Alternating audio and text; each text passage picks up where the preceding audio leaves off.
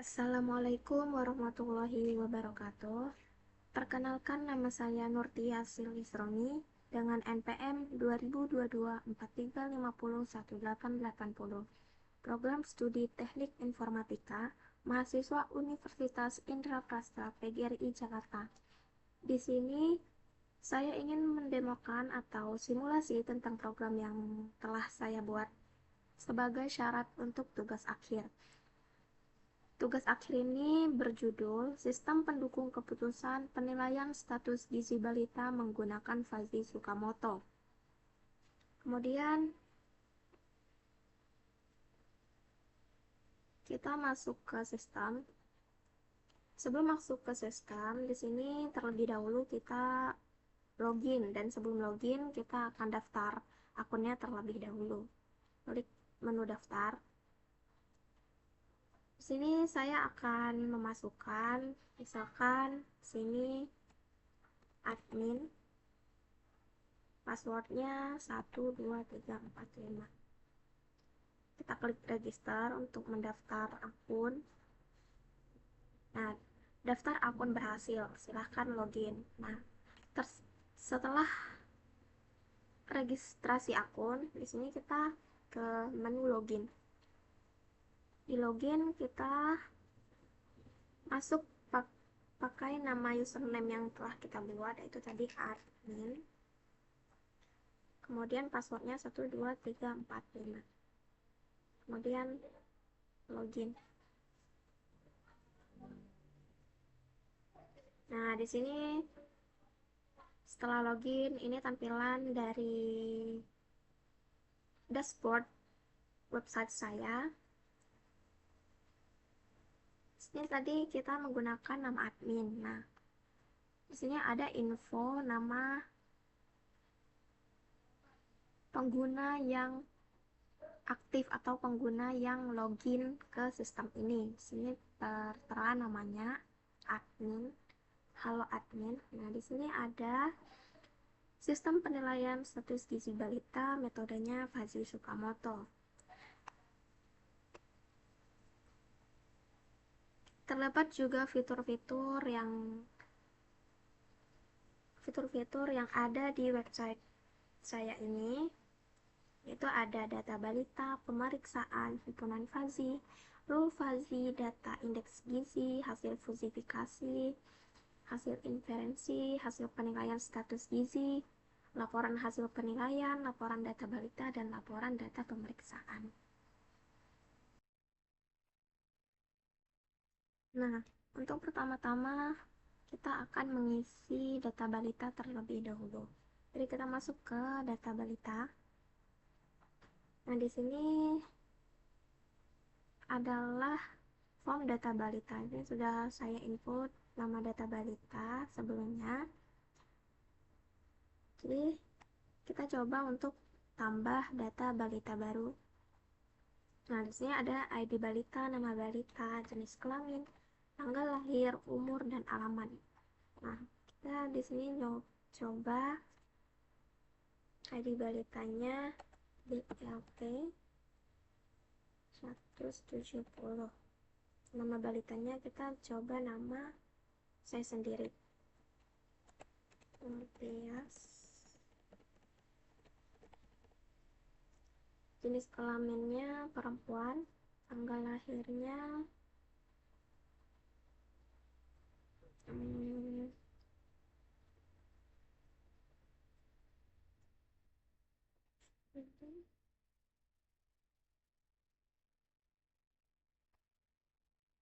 Juli, dan umurnya misalkan kita isi 12 bulan, alamatnya Jakarta. Terus setelah selesai diisi, kita tambah data balita. Nah, data balita yang sudah kita tambah di sini. Usia Islami perempuan, tanggal lahir, umur, fakta. Nah, sini juga kita bisa mengedit data yang telah kita input sebelumnya. Pertama kita klik edit. Nah, di sini kita bisa mengedit nama, jenis kelamin, tanggal lahir, dan umur. Jakarta.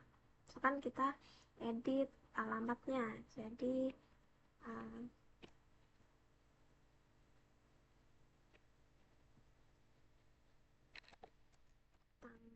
Tangerang misalkan, kita update.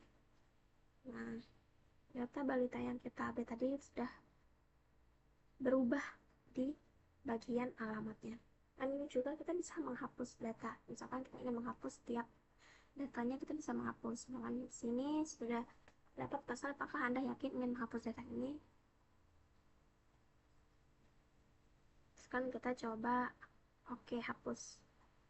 Kita lihat apakah bisa. Nah, sini data balitanya sudah terhapus. Nah, setelah menginput data balita, kita ke pemeriksaan. Nah, ini tampilan dari data pemeriksaan. Pada data pemeriksaan ini, kita bisa menginput data seperti berat badan, tinggi badan, lingkar lengan atas, dan lingkar kepala pada data balita yang telah kita input sebelumnya. Nah, biasanya kita misalkan kita coba menginput tambah data pemeriksaan baru. ID pemeriksaannya misalkan P170. ID balitanya 170. Umurnya 12 bulan. Berat badan misalkan 8,9. Tingginya 74,5. Kemudian untuk lingkar lengan atas atau lila itu kita isi 14,8. Untuk lingkar kepala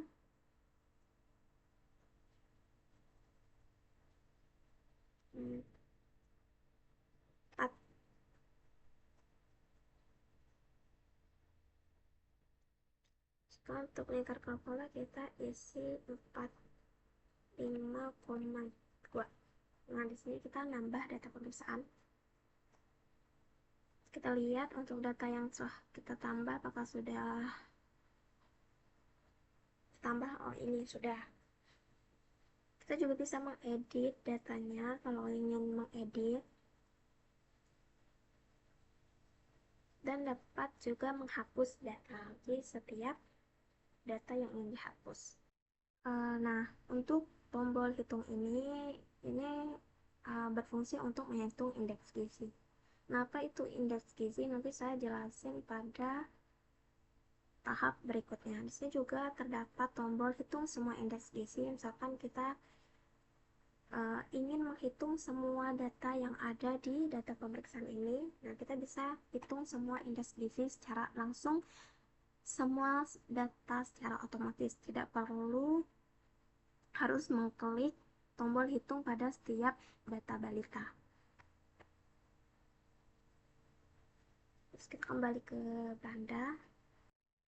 Nah, setelah data balita dan data pemeriksaan diinput, tahap selanjutnya yaitu ke himpunan FASI. Nah, ini adalah tampilan dari form himpunan FASI. Jadi halaman ini itu halaman himpunan FASI. Di sini tersimpan semua parameter fungsi keanggotaan yang digunakan sistem untuk menghitung derajat keanggotaan atau nilai U atau MU dari setiap variabel input. Nah, pada himpunan FASI ini terdapat tabel yang dimana terdapat ID himpunan, variabel himpunan FASI, nilai minimum, nilai tengah, nilai maksimum. Nilai-nilai ini dari tabel himpunan FASI ini dibaca langsung oleh sistem saat tombol verifikasi ditekan. Jadi kalau saya mengubah nilai minimum, nilai tengah, atau nilai maksimum di sini, hasil U yang muncul di halaman hasil FASI juga otomatis berubah mengikuti parameter baru. Kenapa nilainya segini? Nilai tersebut saya tentukan berdasarkan data Z-score standar WHO yang tercantum dalam Permenkes nomor 2 tahun 2020. Nah, di sini juga kita bisa menambahkan data himpunan FASI baru jika ingin menambahkan data himpunan FASI baru. Misalkan kita menambahkan himpunan FASI baru, jadi himpunannya misalkan HF 019, kemudian variabelnya LK, nama himpunannya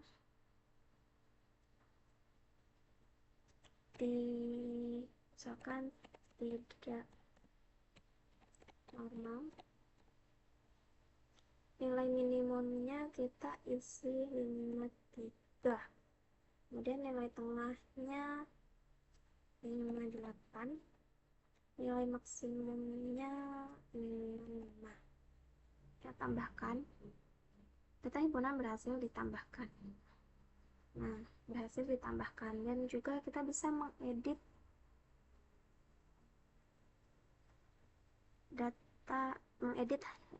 himpunan FASI. Misalkan kita edit jadi 63, data himpunan FASI berhasil diupdate atau diubah. Nah, jadi 63. Kemudian juga kita bisa menghapus. Kita menghapus data yang telah kita buat, hapus data ini, oke. Data himpunan FASI berhasil dihapus. Nah, data himpunan FASI berhasil dihapus. Setelah himpunan FASI, tahapan selanjutnya yaitu role FASI. Kita masuk ke role FASI. Ini adalah form atau menu data role FASI. Jadi halaman role FASI ini di sini tersimpan semua aturan if then yang digunakan sistem untuk menentukan status gizi balita berdasarkan kombinasi kondisi dari kelima variabel input. Jadi tabel di sini terdapat tabel, yaitu tabelnya terdiri dari yang pertama pastinya ada rule ID role, kemudian BBU ini BB per U yaitu berat badan menurut umur, tinggi badan menurut umur, berat badan menurut tinggi badan, lingkar lengan atas, lila, dan hasil status gizi. Jadi setiap baris mewakili satu aturan keputusan. Pada rule FASI ini kita juga bisa menambahkan rule FASI baru jika ingin menambahkan rule FASI baru. Di sini saya sudah menginput rule FASI yang diperlukan pada sistem ini. Tapi di sini kita coba menambahkan rule FASI baru. Klik tombol atau button tambah rule FASI baru. Sini kita input misalkan ID role-nya R035, kondisi berat badannya kurang, terus tinggi berat badan menurut umurnya sangat pendek. Untuk kondisi berat badan menurut umur kita isi gizi baik. Misalkan kondisi lilanya itu normal, kondisi akalnya tidak normal. Jadi status gizinya misalkan gizi kurang. Kita tambahkan role-nya.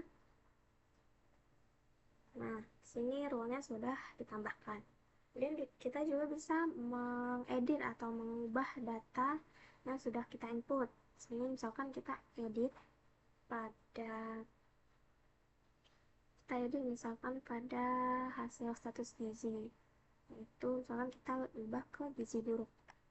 Update role berhasil diupdate.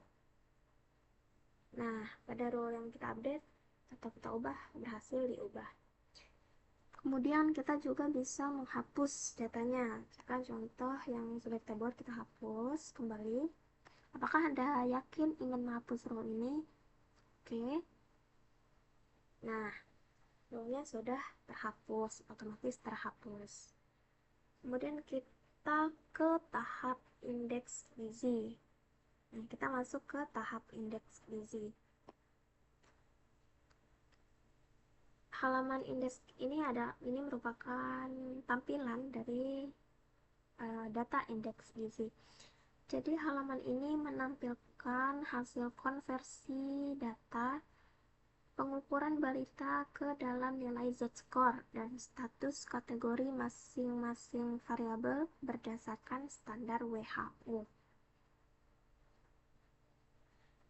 Dan di sini terdapat tabelnya itu berisi kolom yaitu ID indeks, ID pemeriksaan, ID balita, kemudian Z-score berat badan menurut umur, status badan menurut umur, status Z-score tinggi badan menurut umur, status tinggi badan menurut umur, Z-score berat badan menurut tinggi badan, status berat badan menurut tinggi badan, status lila atau lingkar lengan atas, dan status LK atau lingkar kepala.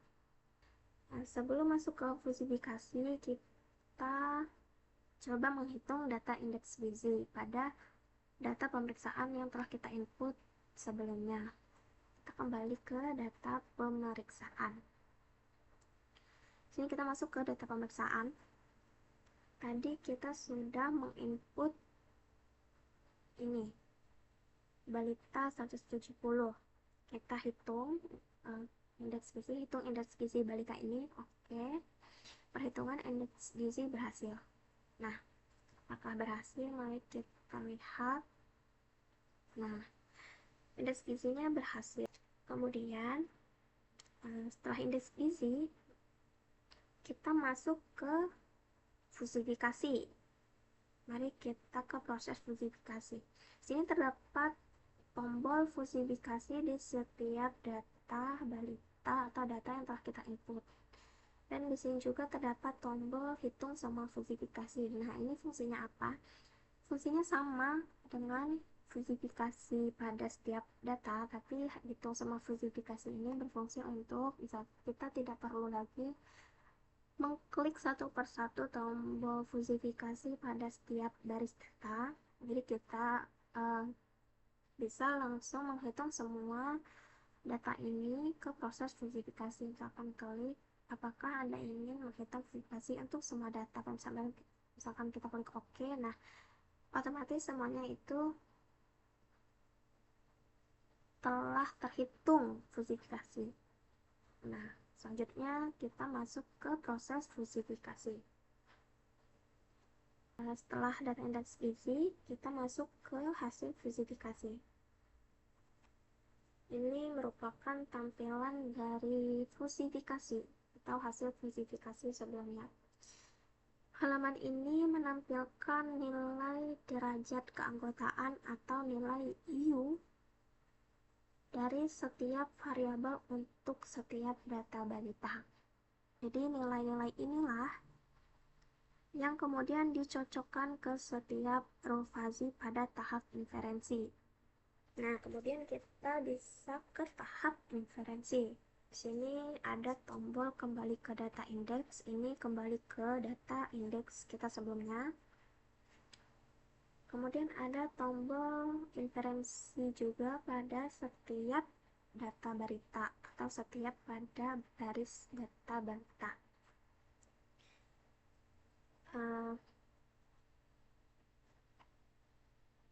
Terdapat juga tombol hitung semua inferensi. Jadi di sini tombol hitung semua inferensi sama inferensi itu sama fungsinya, tapi untuk pada baris ini hanya bisa menghitung setiap baris. Kalau untuk hitung semua inferensi bisa menghitung semua data inferensi.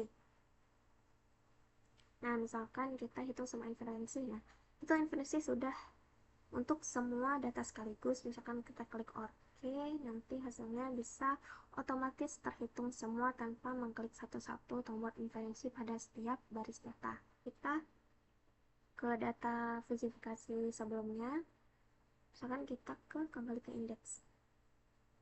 Nah, misalkan kita coba fusifikasi hasil yang sudah kita input sebelumnya. Di sini kita klik verifikasi, lakukan proses verifikasi untuk data ini. Oke, proses verifikasi berhasil. Maka sudah berhasil.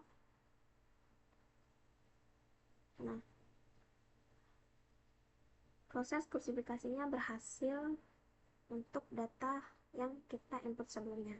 Nah, kemudian, setelah proses verifikasi, selanjutnya kita ke tahap hasil inferensi. Kita masuk ke inferensi. Nah, ini merupakan tampilan dari hasil inferensi fuzzy Tsukamoto. Jadi halaman hasil inferensi Tsukamoto ini menampilkan hasil pencocokan nilai U atau MU dengan setiap rule fuzzy berupa alpha predikat dan nilai Z representatif untuk setiap rule yang aktif. Jadi alpha predikat ini adalah hasil perhitungan operator N atau minimum dari kelima nilai U yang dicocokkan ke rule tersebut. Sedangkan nilai Z adalah nilai representatif output yang sudah ditentukan per kategori status gizi. Pada hasil inferensi ini, kita bisa ke tahap definifikasi atau tahap terakhir. Yang pertama ada tombol hitung semua diversifikasi. Nah, hitung semua diversifikasi ini bisa langsung menghitung semua data yang ada pada hasil inferensi ini tanpa terkecuali. Nah, untuk tombol diversifikasi pada aksi ini terdapat pada setiap data. Tidak setiap data, hanya pada rule-rule yang aktif saja. Jadi proses diversifikasi ini hanya tombolnya terdapat pada rule-rule yang aktif saja. Terdapat juga kembali ke halaman verifikasi.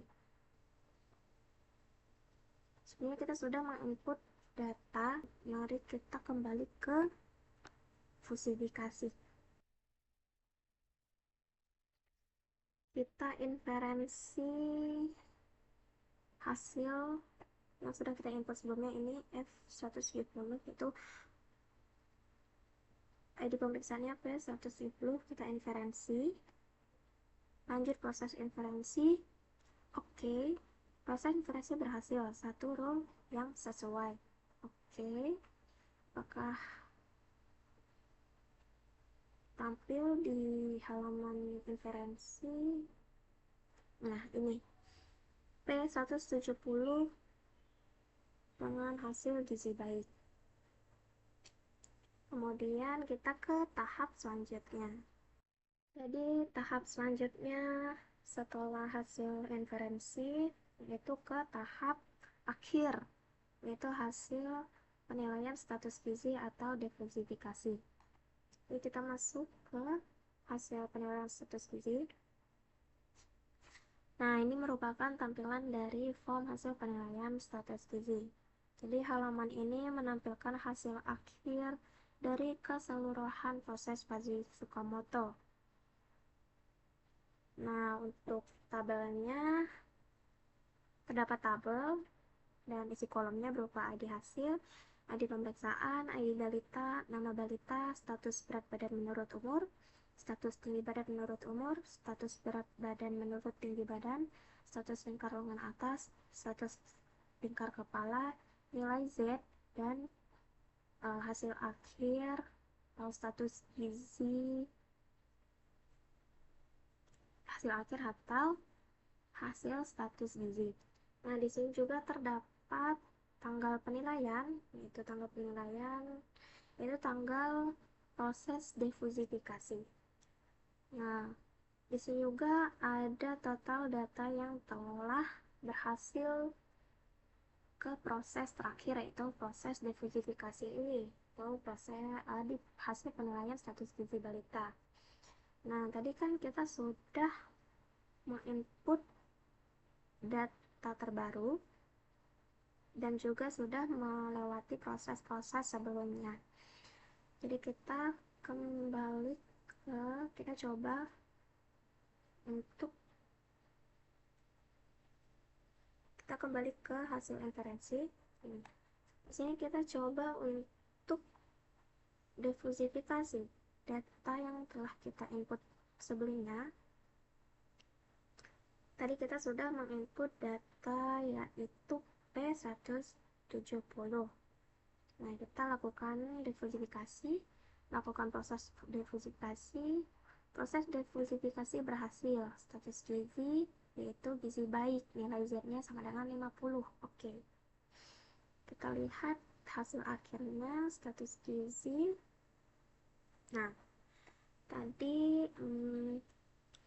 ID pemeriksaannya yaitu P170, ID balita BLT 170 dengan nama Nurtiasin Isromi, status berat badan menurut umurnya normal, status tinggi badan menurut umur normal, status berat badan menurut tinggi badannya gizi baik, status lingkar lengan atasnya normal, kemudian status lingkar kepalanya normal, kemudian nilai Z-nya yaitu 50, dan status akhirnya yaitu gizi baik.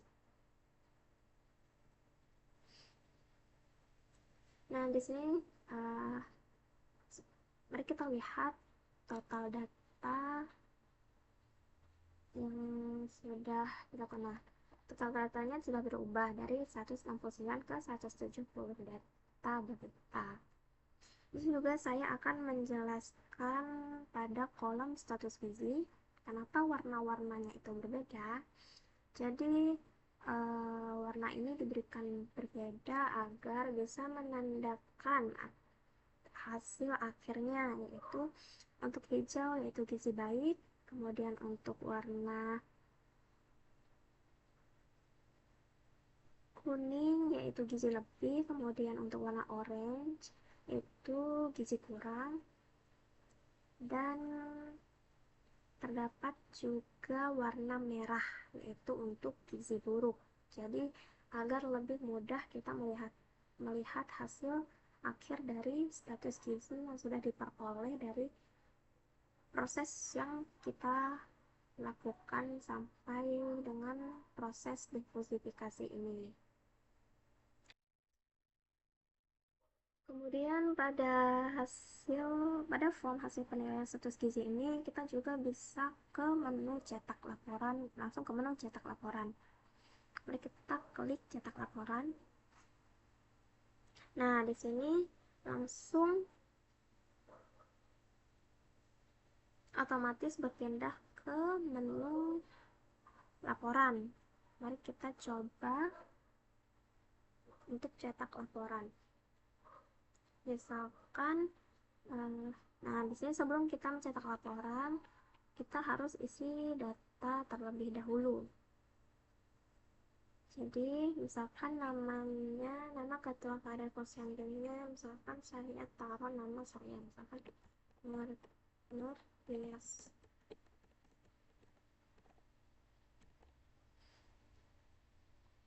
Kemudian, nah, nama yang sudah kita input sebelumnya dan tanggal yang sudah kita input sebelumnya itu otomatis terisi pada kolom tanda tangan ini. Nah, misalkan kalau kita menghapus namanya, kita lihat namanya otomatis terhapus. Jadi sebelum kita mencetak laporan, kita harus mengisi nama ini terlebih dahulu agar bisa ke tahap selanjutnya, yaitu ke cetak laporan.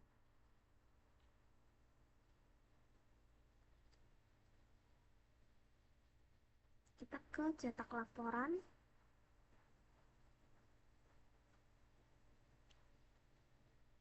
print. Nah, hasilnya misalkan kita taruh di dokumen.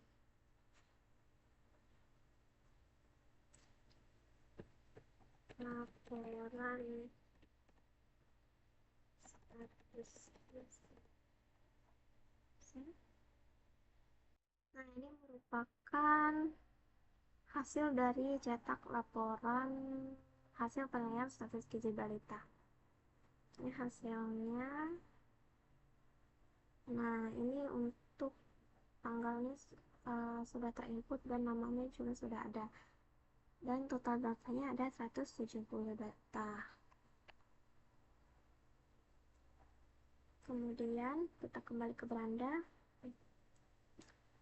Nah, kemudian untuk laporan data balita juga sama. Kita harus isi nama terlebih dahulu. Nah, misalkan kita coba untuk tidak menginput nama ketua kadernya, cetak laporan itu, nah terdapat pesan yaitu silahkan isi nama ketua kader posyandu terlebih dahulu. Jadi kita harus mengisi data ini terlebih dahulu.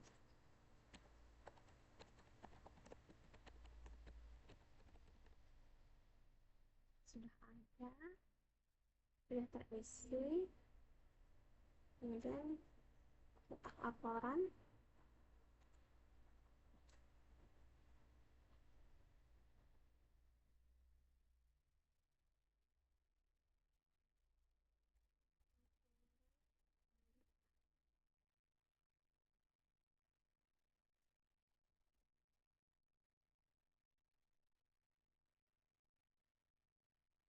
Nah, ini laporan data balita yang berhasil dicetak. Kita lihat. Nah, ini untuk namanya sudah ada dan total data ada 170 data balita. Kemudian kita ke laporan data pemeriksaan. Nah, di sini juga sama. Kita harus input nama terlebih dahulu.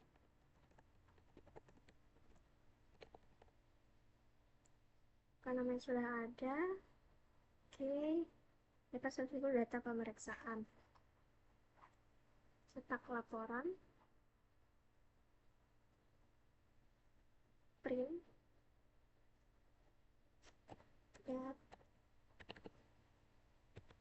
data.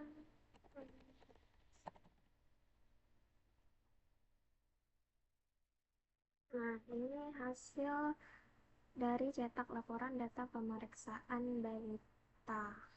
Nah, terdapat 100.000 data pemeriksaan dan nama beserta tanggal yang sudah di-input sebelumnya.